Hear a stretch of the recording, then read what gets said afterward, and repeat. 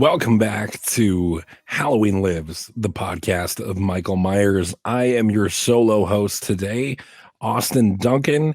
And the reason I am by myself is Blaine and I are doing a little two-parter. So this week will be part one of the scariest scenes of the Halloween franchise. And next week with Blaine will be part two of that with his picks for the top five scariest scene in the franchise. But before we get into that, welcome back. How we doing? Yeah, it's weird. This is our first like regular episode. Kind of, we had all the fun of the H45 convention, and then we came back and we did the Friday the 13th live show, which went incredibly well. It was so good to talk to a lot of familiar faces, some new faces. Anybody who watches this show, please feel more than welcome to join us on our live shows. It's so much fun to, kind of put faces to the names that I see either on Instagram or in the YouTube comments or whatever. It's really cool to, kind of pick the brains of those who are, spending your Friday nights watching me and my brother. And it's really cool. And, one more time, thank you to everybody who joined. It was a lot of fun. I think Blaine and I, every time, we've only done it twice now, but both times that we've, walked away, hit end on the recording, we're both like, hell yeah, man, that was a good show. It's just, it's a nice kind of reminder, that, you guys are really just the coolest audience ever. And it's kind of nice. Every episode is like a new forum, for talking Halloween. And, we're still getting comments on older videos, with people sharing their opinions and expressing their thoughts regarding the series. And for me, that's one of the coolest things ever, because there are so many ways and so many takes that somebody can have on this series. And, this episode is really no different. Like I said, we're going to be talking about the top five scariest scenes. It's Halloween season, baby. I know I've been, catching up or watching these movies. I only watch them in October. Blaine only watches them in October. So, we do this podcast every year or every week. And, we only watch the movies once a year. And so it's really special. And, this is the time for it. So this is fresh on my mind as I've watched several of the sequels. Obviously, I'm holding off on the original until Halloween night, and a couple other ones. I like to watch a few of those very close to the end. But man, we are getting close to that Halloween, October 31st, man, and it is crazy how fast October is going. Yeah, I thought no better time to jump in and start talking about are, the scenes in the franchise that truly, to us who are absolutely numb to, horror movies at this point, as I'm sure a lot of you watching are, obviously these are our favorites. So there's got to be something that's still chills your spine when you're watching it. And I had kind of a tough time with this list.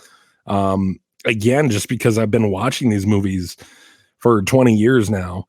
And it's hard to, look back and go, oh, that was really scary the first time I watched it.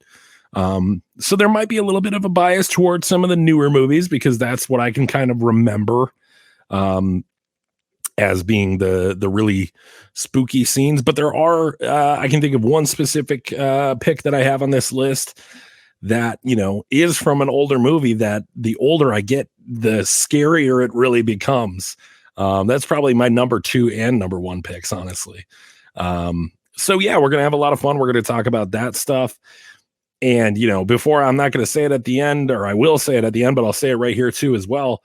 Let me know down below, what are your, your scary scenes? It doesn't have to be 5. It could be 10. It could be 3, but I am interested to see like what scenes in this franchise strike a nerve with you, because every viewing is subjective. And as I'm going through and I'm watching these movies this October, maybe you have a point that I'm not thinking of why it's truly terrifying.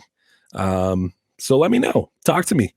But we'll get started here with my top 5 scariest scenes of the Halloween franchise. Now, the last time I was here solo, I don't want to call it bashing, but I did talk negatively about the Rob Zombie duology, the two films, Rob Zombie's Halloween 2007 and then Rob Zombie's Halloween 2 from 2009. I said, what I would have preferred not to have in those movies. But I did give my disclaimer that, I watch these movies every year. I haven't gotten to Halloween 2 yet because that's always like I gotta watch this. But really, like, they're still way above so many other movies for me, even these ones that I'm not crazy about. Anything Michael Myers, like I think that is something that I always want to stress is like, even if I'm talking bad on a movie, it's really, these are my favorite ones. And I critique it because I love it so much and I care about it so much. So with that being said, coming in at my number 5 pick is from Rob Zombie's Halloween 1. And I was recently rewatching, it was this October. I was watching Halloween 1 by Rob Zombie with my girlfriend, and I told her, I said, this is one of the only scenes in the franchise that when I watched it for the first time, I remember being like a little bit scared, man. This was 2007, so I don't even know what that makes me. That would have made me 10 years old. I would have been 10 years old when this came out. But even at that point, I would say that I was still like, I was macho as 10. I didn't really, because I love these movies so much, I wasn't really scared of them. I was honestly like a Tommy Jarvis. I was more interested in like the effects and the masks and, the behind the scenes stuff more than I was really like terrified of Michael Myers himself. So I would watch these movies and think like, oh, cool, more than like, oh my God. And I think that's why it's always been fun for me to watch these movies with other people. But I do remember this scene specifically in my youth, watching this film for the first time, which I've went on the record and said that this film, Rob Zombie's Halloween 1, was probably like a top 3 Halloween movie for me all the way through almost college. Just really enjoyed this film for what it was. And it's not that I like it less, it's just I like the other ones more and more. But Jesus, let me get to it. It is the final battle between Laurie and Michael. And I mean, kind of one area specifically of that. You get your kind of fake out ending, right? You get, they go down into the pool, and eventually Loomis shoots Michael several times. He drops. He tells Laurie to come up from the pool. They get in his car, and he locks the windows, everything, whatever. And Laurie gives the classic line, "Was that the boogeyman?" And he goes, "As a matter of fact, I do believe it was." And immediately after that is where sort of this scene that I do find pretty scary to this day even. Starts, or where it picks up, is Michael then bursts through Loomis's, or I guess this would be Sheriff Brackett's car, I believe. It's a cop car that they're in. Grabs her and brings her in, and they fight inside the Myers house one final time. And it's kind of like, what I do really appreciate about that film is that was a great scene where everybody thought it was kind of over. You could imagine them panning back to the pool and it being empty, a la the original of 1978 there in the bushes. But instead they did something that I really liked, and they did that fake out gotcha ending, and they go back in the house, and dude, Michael's on a rampage in that scene. He's bursting through walls.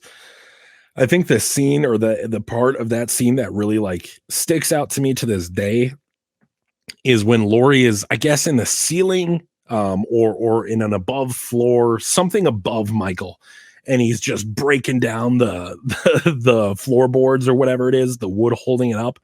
And I just remember, that was really when it hit me. And maybe it should have earlier, but that we were dealing with a very different Michael than I had really ever seen before. Tyler Mane is an incredible Michael Myers. He's just this physical brute of a stalker killer. And, I think you absolutely get the stalker scenes in the remake. They do a great job of trying to replicate that from the original. But then it's like, okay, once he's done stalking you, he is just a tank coming through and destroying everything in his way. And I remember being like, damn, like usually the suspense is what's scary for me with Michael Myers. But in that scene, it was like, there's no like suspense. It's more just aggression. And it's a real fight scene. The action of it all was really, really terrifying to me. And that stuck with me to this day, man. When I watched that scene today, it's kind of the ramping up of the emotion in that film. That's when it's like, oh shit, like this is not over.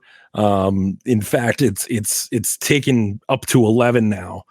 And yeah, I do really love that scene. I think, even though I did talk about what went wrong with Rob Zombie's Halloween duology, I would happily do a second video of what went right with those two movies.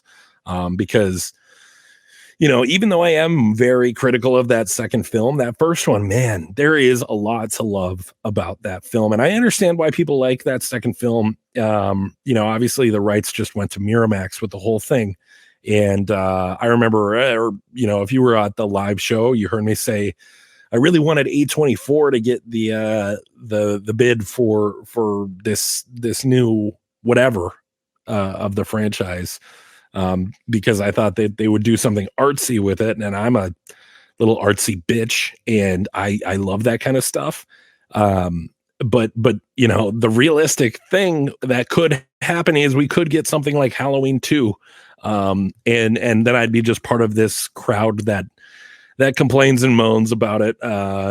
Just like every other movie in the franchise, there's kind of a half of the people love it and half the people hate it. But whatever. That is my number 5 pick. I really do enjoy that final battle between Laurie and Michael, especially after that fake out ending. It's just so great. And obviously it ends with a great suspense scene of the revolver.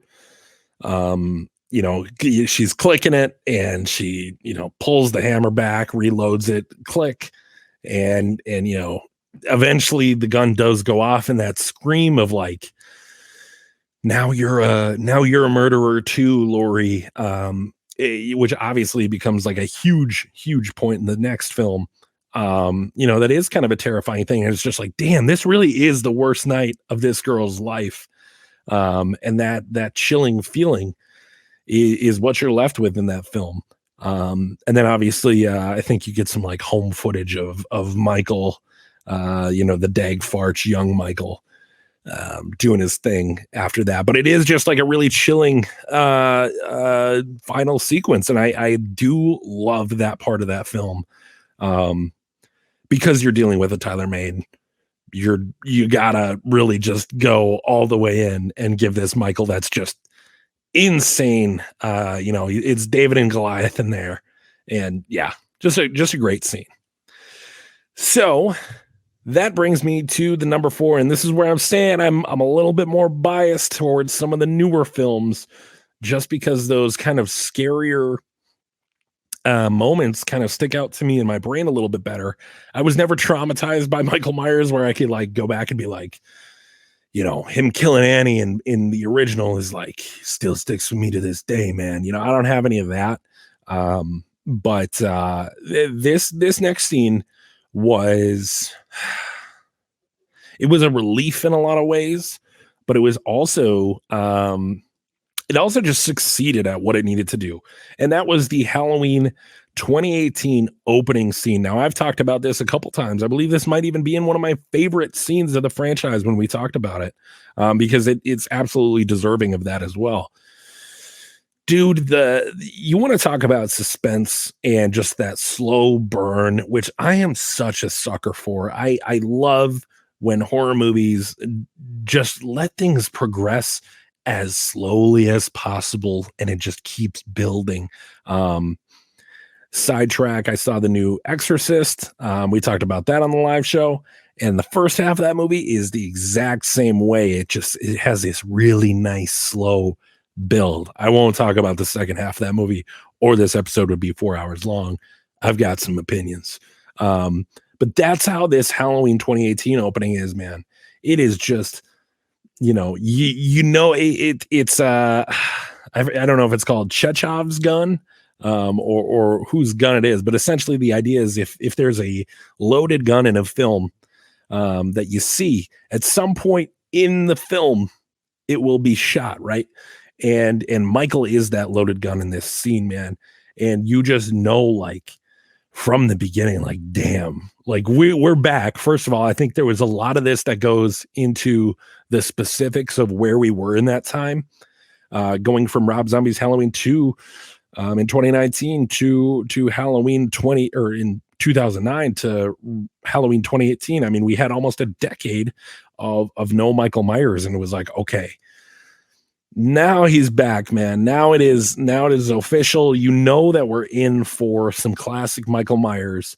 You've seen the trailers. It's coming. So how do we get to that point? And you have this scene where obviously the two podcasters, not to be confused with these two handsome podcasters, come in, and they're talking to Dr. Sartain. And you see the energy shift, man. You see how the other inmates are, they feel the buildup that Michael is going to be approached, and not only approached, but approached with essentially his embodiment of his evil, which is that mask. And, it's never explicitly stated, and I don't like to think of it as a supernatural thing, but it is almost when he puts on that mask, he's finally himself, right?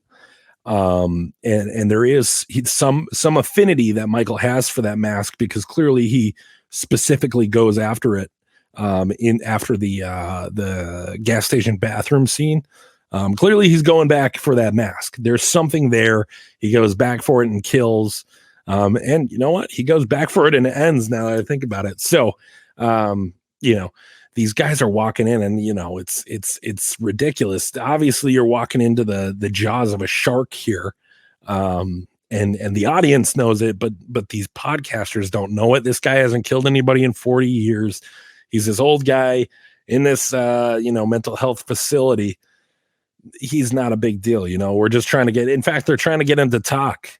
We knew at home he wasn't going to talk. I mean, I was a little scared with how much that movie was about Michael talking, that we were going to get him saying something.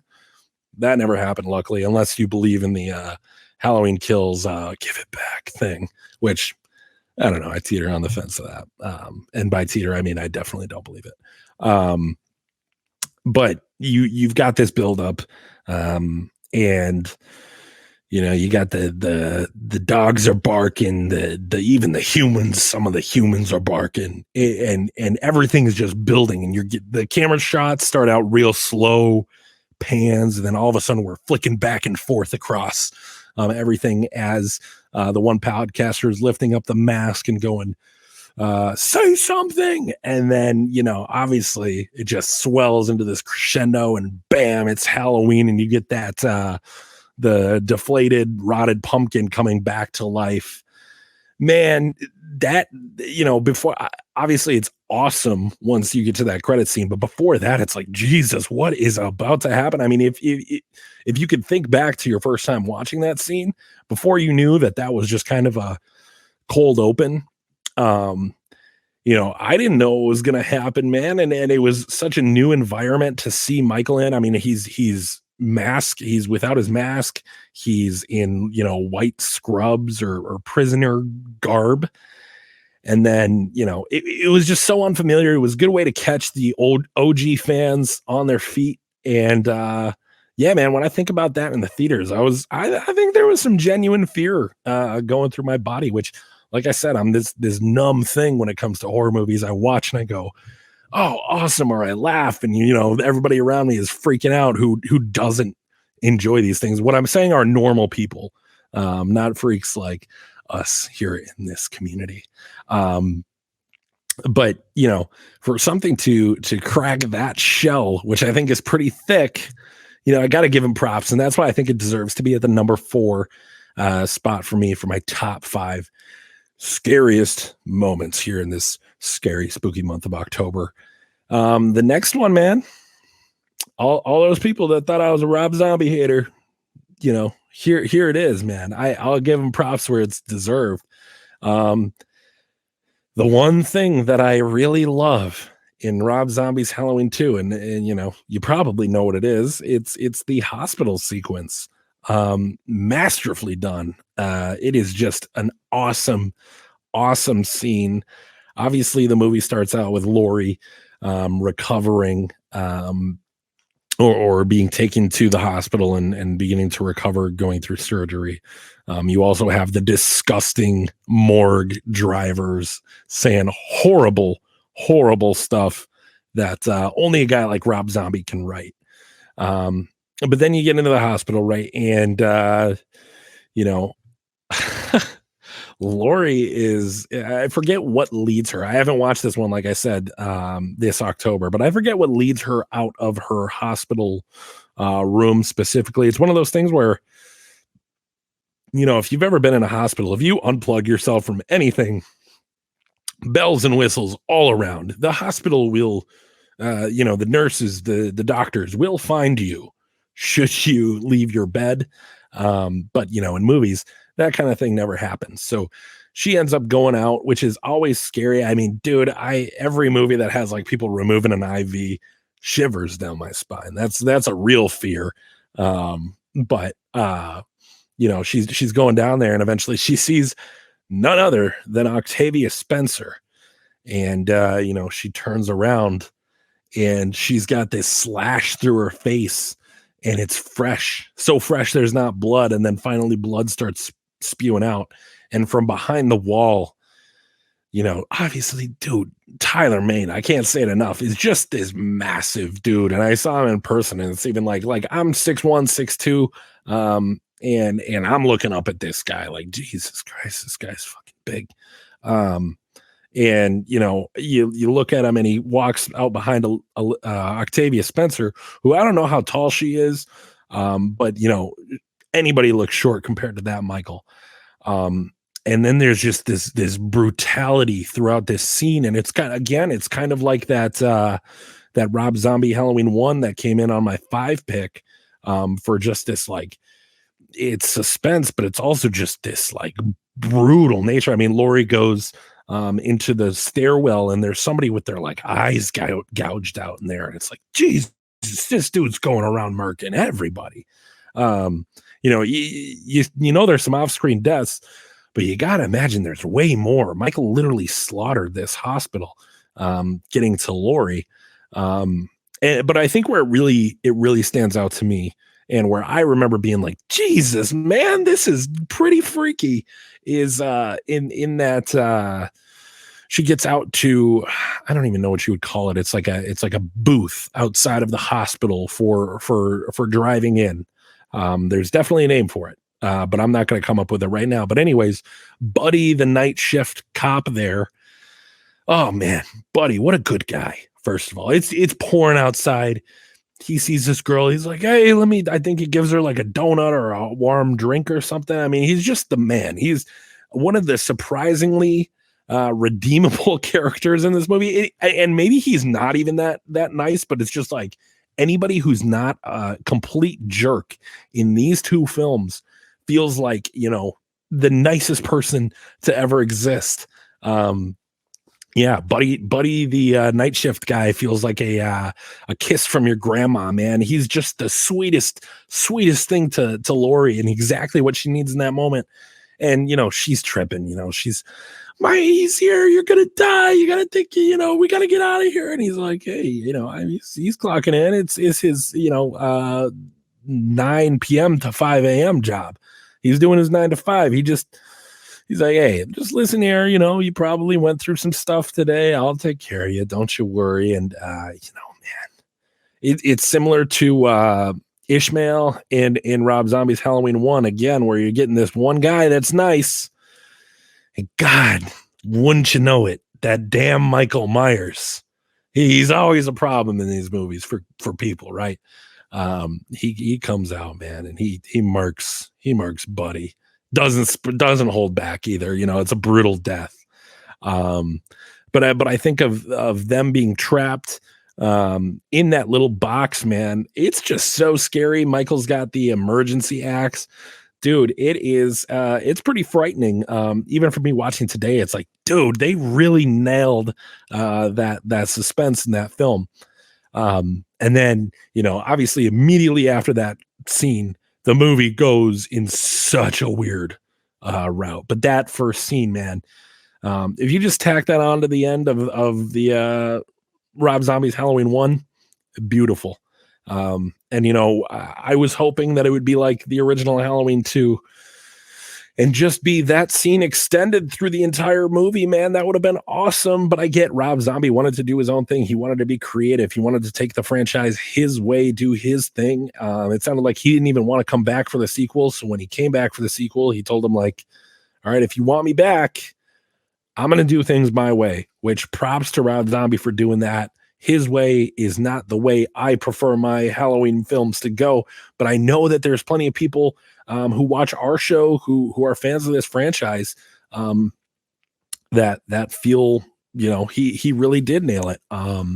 So yeah, man, I gotta say that scene really does it. And I'm looking at myself right now and I realize that my lights aren't on, so enjoy this special spooky dark episode of Halloween Lives. Yeah, I just didn't turn them on because that's who I am, I guess. Anyways, moving on. We are deep into it now.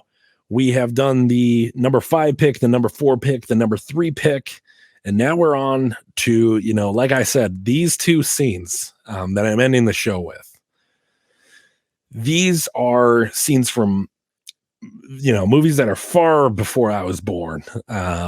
But they not only stand the test of time, but I really do think the older I get and the more I think about these scenes, especially this next one, man, really, really just gets spookier and spookier with time to me. And that number 2 is, you know, from a piece of the franchise that is finally, you know, maybe not finally, it's kind of started to get love in the last 10 years. And certainly going to age 45, I saw there was plenty of love for this film, and that's Halloween 3, Season of the Witch. And this movie, I think because it's still so new, because I've seen it probably the least out of all of the Halloween films, because I was already doing my October only Halloween movies thing, by the time I saw Halloween 3, it really is, you know, a movie I probably only watched 5 or 6 times. And the ending, man, the ending, obviously he defeats the robot version of his like way too young girlfriend, which is a wild sentence to say. But he does that. And, you know, he's free from Silver Shamrock. They kind of blew up that whole place, but you know, these kids are still wearing these masks. And the commercial's still going to air. So the night is not saved. The world is not saved until Dr. Chalice gets to the phone. And he's got to call. This is where I always struggle because I'm not really sure who he calls. He calls like an operator who somehow has the ability to turn television commercials off. This is not the most unbelievable thing in this movie, so I'm really going to let it slide. But he calls the operator, and he's telling him, like, if you let this commercial air, every kid is going to die. Like, turn it off. And, you know, Blaine and I have talked about this scene previously on this podcast, and man, just that build up, that anticipation, it is really scary, man. And I love that they do this with this film. they give you no resolution. And I love that it's been, this film was made in, I think, 1983. And they've given a, or 1982, and they've given us no resolution. There's no sequel to Halloween 3 yet. I'm crossing my fingers with, this Miramax thing that, the fans of Halloween 3 get something to nibble on. Obviously David Gordon Green threw in the masks in these last, trilogy, but, that's neither here nor there. It really is just the fact that is an unresolved thing. And it's up to the viewer to kind of, create your own story here. What do you think happened? Man, for me, you gotta think this is maybe the most somber ending in any Halloween film, because, potentially millions of children, who are watching these things in these masks that they begged their parents to get, are croaking. And it's it's a scary thought, right? And I forget what was happening. There was the recently, I think everybody should relate to this. It was the alert that happened on all social media, or not social media, smart devices. And I remember somebody at work being like, "You don't think it's some government conspiracy?" And I was like, "Damn, if it was, that would be some real Halloween 3 shit." And they were like, I've never seen that movie, man, but good on you. And whatever. But like, it is really just a really crazy idea. It is the most oddball movie in all of these movies. And the ending is just something that really strikes a chord, with how silly and wacky some of the parts of this film are. They really don't shy away from straight up murking kids. You see his name is also Buddy. Dude, if your name is Buddy in these movies, you're getting whacked. It's not good for you. But little Buddy, he, obviously gets the snakes coming out of his face, and, nobody can survive that. And, then obviously at the end, now you're like, okay, well, that happened to that one kid, and it's about to happen to every kid, either in the United States. I don't know if Silver Shamrock is a international thing, but yeah, a lot of kids, right? And it is just kind of a terrifying idea, that every year now when I watch it, I'm like, Jesus, man, that's really dark. Like, for this movie that, again, is kind of like, it's not taking itself seriously, but it's willing to go kind of down that sci-fi route, which is a little cheesy, and the effects are a little dated. And, for as much as this movie, I like to just sit back and enjoy in nostalgia of an era I was not a part of. That scene really strikes home even to this day. And like I said, I really hope Miramax does something with that. I think now is a perfect opportunity to either do something in sequel to that, or dude, give me a remake of that, man. I think with today's technology and especially after, like I've said it before, that Halloween 3 is the prototype for Stranger Things. I think that they could make something out of this, especially now that there's this little chunk of the fandom that's super into this movie. I think for marketing, they'll throw Halloween on there. But even if you just call it Season of the Witch, man, I'm tuning in. I'm ready for it. I definitely want more content revolving Dan Chalice. And if you could get Tom Atkins, maybe to play a robot with some yellow goo coming out of him. Which, damn, what did Dick Warlock say that was? It was like, I don't know if it was banana pudding or something, but either way, Dick Warlock did talk about that at age 45 when we saw him there. I'm sure somebody in the comments will let me know what that was, but we have finally made it. We are here to what I would say is my scariest scene in the franchise. And I'm really interested to see what Blaine says, just because I was always the younger brother, right? So like, it was normal for me to be more scared. than my big brother. But like, dude, I've seen Blaine scared watching a movie 0 times. And, he had the luxury of seeing me as a little 4-year-old bitch watching these movies. But regardless, no, it'll be interesting to see for me what scares Blaine. Because I've gone to like a haunts with him, right? Like haunted houses with actors jumping out or whatever. Dude is stone cold. It's ridiculous, guys. It's ridiculous. And every time I go, I'm praying this guy breaks. But I'll be the first to scream like a little girl. It's human nature. Something jumps out at me, I'm gonna scream. Sue me. But dude, he's just a guy, man. I don't know. Whatever. Blaine, I miss you. But as we get into this final one here, we're going to talk about the greatest movie of all time, Halloween 1978. If you're with me, pound it out. Halloween 1978, man. There is one scene that now to this day, and it's a very iconic scene. Like, I'm not going to blow anybody's minds here with what freaks me out in this scene. But to me, when I think of, Michael Myers and what makes him truly terrifying is that sort of loss of soul and human nature. He's like an alien walking among us. For me, it happens in the split second of Michael after he's been stabbed in the neck. He does that sit up. That sit up is my number one scene of for scariness in these films. It is my scariest scene, just because it's out of focus.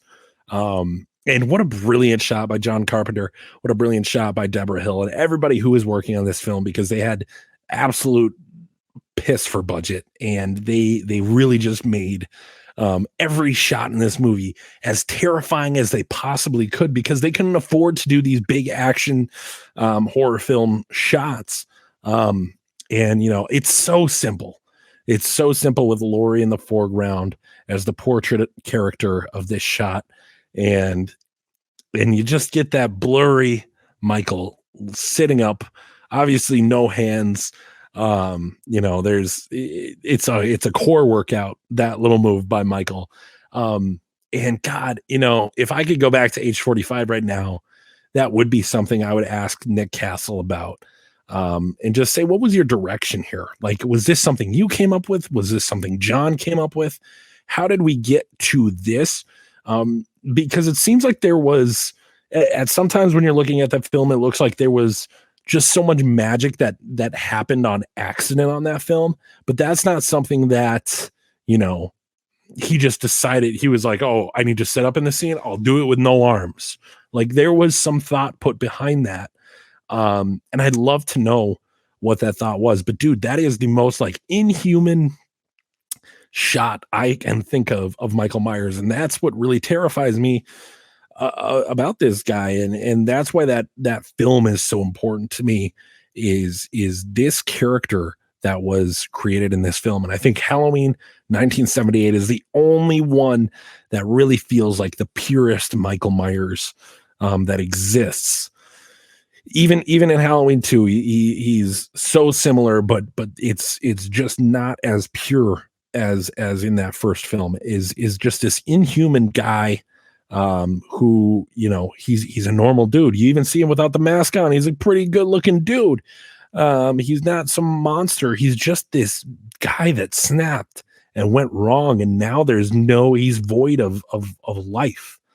And man, maybe I'm making a mountain out of a molehill here, but let me know in the comments if you're with me, dude. That scene is just, there's something about it, man. And to me, when I think of Michael Myers, that is the one shot that sticks out in my mind is him sitting up, and it's become this iconic thing since. It's a scene that's replicated in several films, and it's for this reason, because it's chilling to see how, unique or abstract this man is when it comes to humanity. He's this different thing.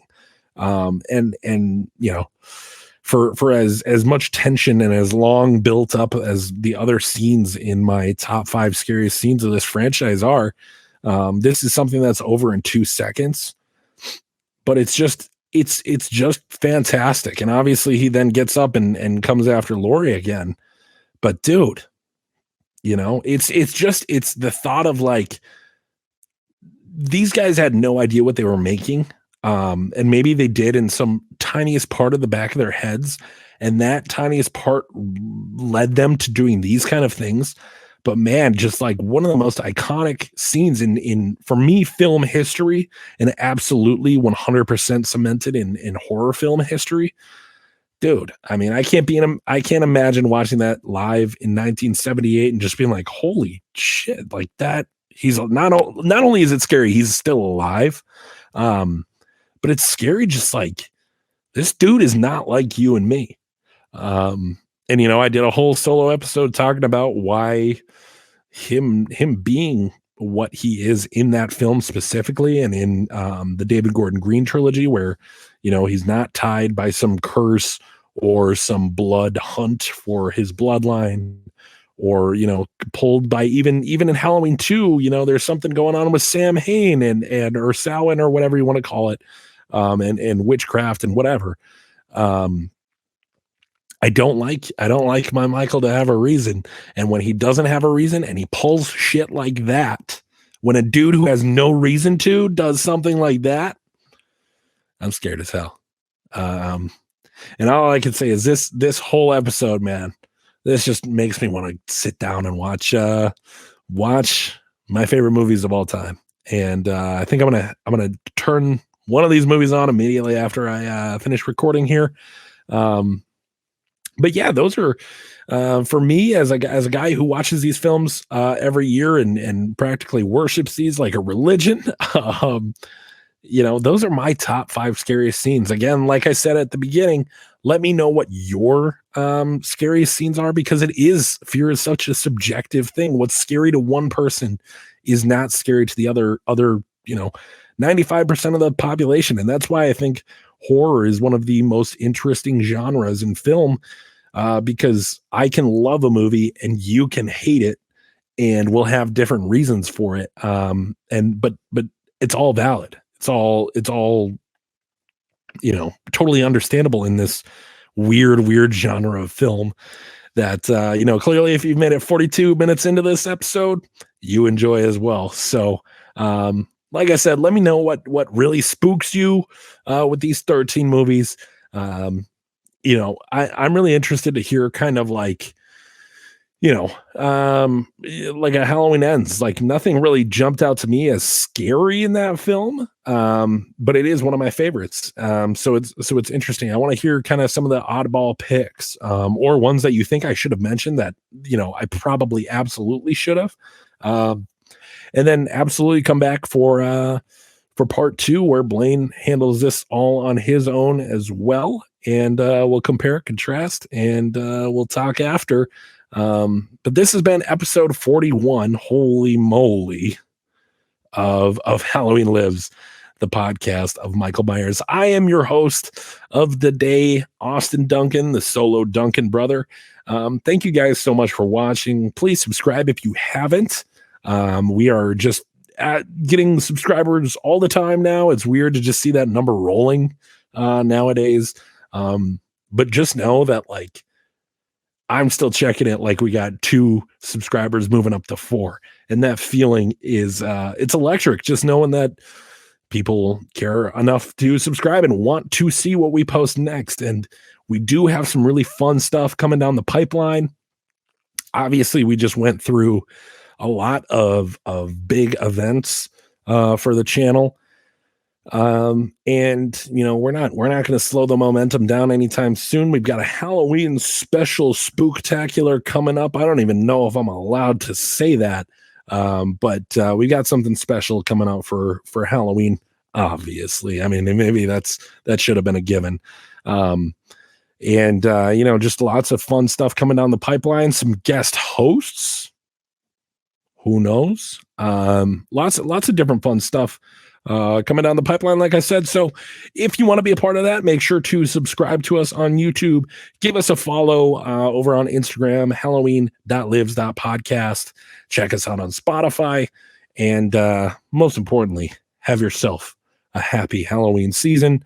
I will see you, I guess, in 2 weeks. And man, that's Halloween time, baby. So I'll see you next time you see me on this channel.